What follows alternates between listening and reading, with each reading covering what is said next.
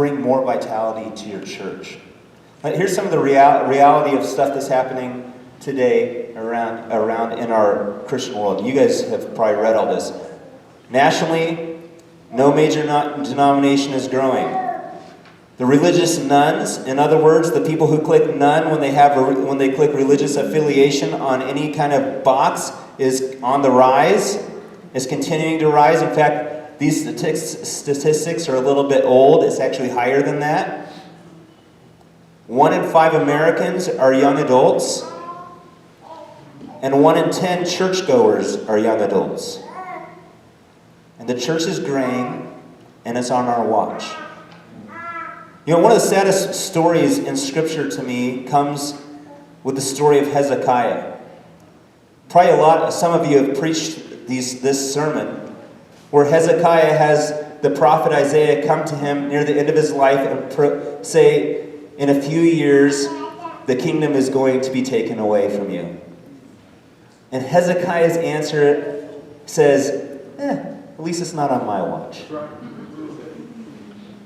I don't want to be that.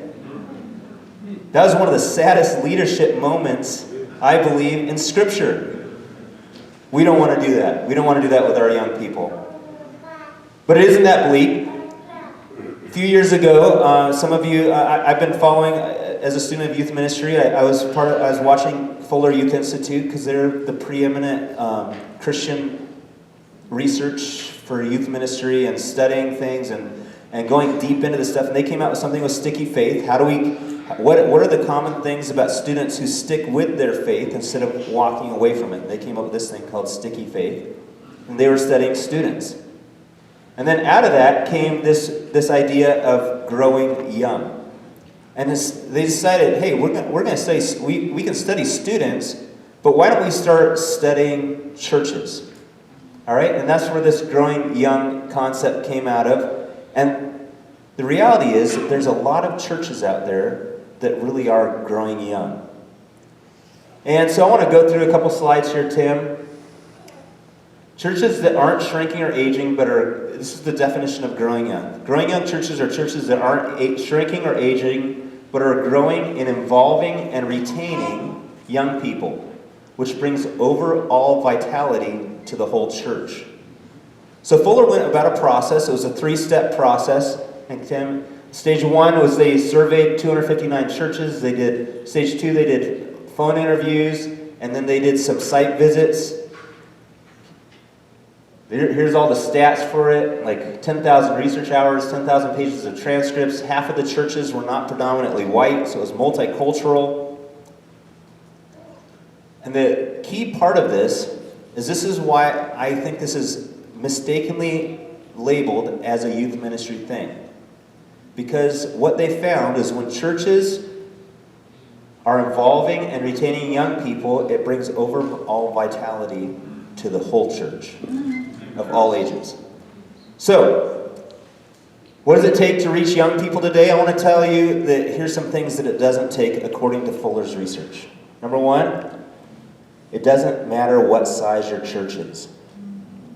Fuller did their research on churches that had under 100 people and churches that had over 10,000 people.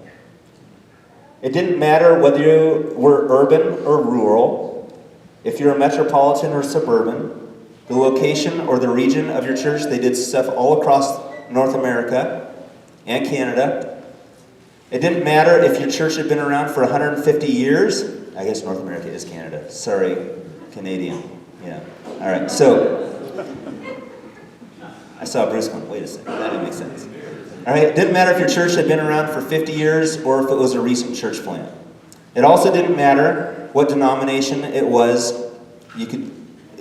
None of those things were part of the things that were sticking points for that. So Seventh-day Adventists can do this. All right? And in fact, Fuller loves us. We have bought into growing young more than, I think, maybe any other denomination in North America. So growing young isn't about changing a youth ministry or even creating a youth ministry in your church. It's about you as a pastoral leader shaping the culture of your church. I think that's kind of what leaders do. shaping the culture of our churches. So I want to show you some things that they found were the 6 core commitments that all these churches that they studied had in mind, and then I'll have Eddie come up for a couple questions because my time's almost up. So six things. They found these 6 core commitments were in common for all churches that were doing this. Number 1, they practiced keychain leadership. Number 2, they had empathy with today's young people. You can go back, Tim. They took Jesus' message seriously. They fueled warm relationships. They prioritized youth and young adults everywhere. And they were the best neighbors in the community around them. These 6 things, which I told you, it's not rocket science. It's the Acts Church in a lot of ways. And then, and all of this, I want to make sure that this is important because there's only one of those that had the word Jesus in it. All of this is around a Jesus-centered community. All this is around a Jesus-centered community. And the great thing about this model here, that big green circle there, if Tim goes forward 2 slides, is that this all can be shaped to whatever context you're in. Remember? This doesn't matter your size, doesn't matter your location, doesn't matter. You can do any one of those 6 things in the context that your church is in. The key one here where it says growing old is one where they saw that churches could do a lot of these other things. The linchpin was prioritization. The linchpin on this was prioritizing youth and young adults and everything that they did. So think of one word, and because we're short on time I won't have you share it, but think of one word that would categorize the leadership culture of your church. What's the leadership culture of your church?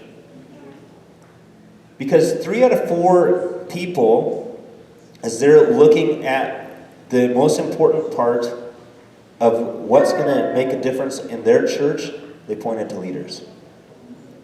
Leadership is very important. I don't remember, a long time ago, I remember John Maxwell. We used to come to these pastors' meetings and watch John Maxwell videos. And one of those quotes that stuck with me, and it's been true in my ministry, is that everything rises and falls on leadership. And think about that a little bit. Everything rises and falls on leadership. And as we follow Jesus, the ultimate leader, everything rises and falls. So what we're doing here in our conference, and I'm going to ask Eddie to come on back up. In our conference, we're going to do it. We did this last year in Southeastern California Conference because Eddie is also the Union Youth Director. And so we did a Growing Young Summit in Southeastern California Conference, and we're hoping in the very near future, later this spring or in the fall, of doing a Growing Young Summit where you can bring your church leaders. And I would suggest this, it would be for you to maybe grab the book if this is interesting to you, or come talk to me. Grab the book, read it through, and then bring a couple of your head elders, a couple of your key church leaders to the summit, and we'll talk about some ways with all of us and all of our churches coming together of what can we do to bring vitality back into our churches here in Northern California Conference. Let me tell you, too, some of your churches are doing pretty good. That's great.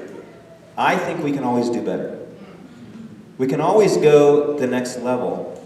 So no matter what happens, and the great thing about this is when you join up on this, you'll get to take an assessment for you as the leader. So you get to define the reality.